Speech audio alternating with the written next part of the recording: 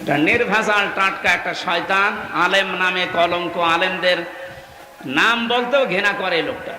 Support দিত এই জালেমকে, আর কাজ পায়নি, নৌকা মার্কা নিয়ে দাঁড়িয়েছে। যদি কুকুর মার্কা নিয়ে দাঁড়াতেন তাও ভালো হতো।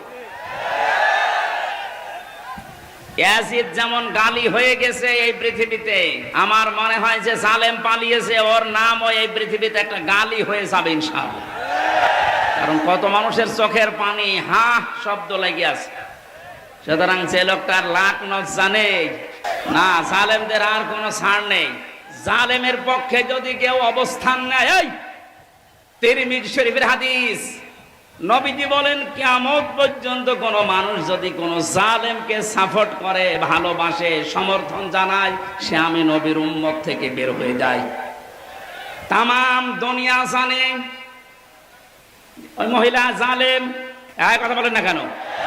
তামাম পৃথিবীর ভেতরে যে তালিকা আপনি দেখবেন ইন্টারনেটে, 100 জনের তালিকা আছে, তার ভেতর ওনার নাম আছে। আপনি জানা শোনার পরও তার মার্কা নিয়ে দাঁড়ালেন, আপনার বিবেক নেই। আবার জননী নাম দিলেন, সাপোর্ট করেন, সমর্থন জানান, তার সাফাই গান, আপনি নবীর উম্মত থেকে বের হয়ে গেছেন। আপনার পেছনে নামাজ হবে কি করে? এই জন্যই তো জেলখানায় আপনার নামে বদদুয়া হইতো। আমি নিজে দেখেছি, মাওলানা মামুনুল হক বারবার আমাকে বলতো, হামজা আমি যদি বাইরে যেতে পারি, জীবনে কোনো মুশরিকের জন্য জানাজা পড়াবো না, ওদের কবরেও দেব না। বলতাম, ভাই আপনি এ বিষয়ে এত কড়াকড়ি কেন? বলে, হ্যাঁ আল্লাহর কোরআনের নিষেধ, মুশরিকদের জন্য ক্ষমা চাওয়া জায়েজ নেই। আপনি সরাসরি জালেমকে জননী বানিয়ে দিলেন, তার সাপোর্ট করেন, তার নৌকা নিয়ে আপনি ভোটে দাঁড়ান, আপনি তো বড় জালেম। এই কথা বলেন না কেন? কি করতেন আপনি নৌকা নিয়ে? পাশ করার পরে ওরা মদের বিরোধ পক্ষে আইন পাশ করতো, আপনিও সাপোর্ট দিতেন। তাহলে আল্লাহ যেটা নিষেধ করে ওটা কেউ যদি করতে চায়, সে শিরিক করে। আর শিরিক যে করে সে মুশরিক হয়ে যায়। মুশরিকের জন্য দোয়া করা নবীর জন্যও জায়েজ নেই, ইমানদারের জন্যও জায়েজ নেই। যদিও এটা আপনার আত্মীয় হয়, আপনার নিজের এলাকার মানুষ বলে আপনি সাপোর্ট করবেন। এবার কোরআনের আয়াত একটা শোনেন, আপনি তো নিজেও জানতেন, ইয়াউমা নাদউ কুল্লা উনাসিম বিইমামিহিম। সূরা বনী ইসরাঈলের 72 নম্বর আয়াতের প্রথম অংশে আছে, রংপুর কুড়িগ্রাম এলাকার মানুষেরা কান খাড়া করে শোনেন আর বিবেক দিয়ে ভাবেন। বুদ্ধি আল্লাহ আপনাকে এমনি দেয়নি, শুধু জিলাপি খেয়ে রবিউল আউয়ালে শেষ করে দেবেন এর জন্য আপনাকে আল্লাহ পাঠায়নি। পাঠিয়েছে আপনার বিবেককে কাজে লাগাতে।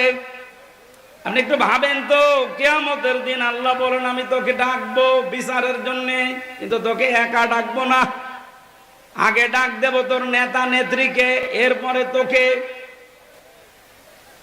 এটা তো আমি বানালাম না।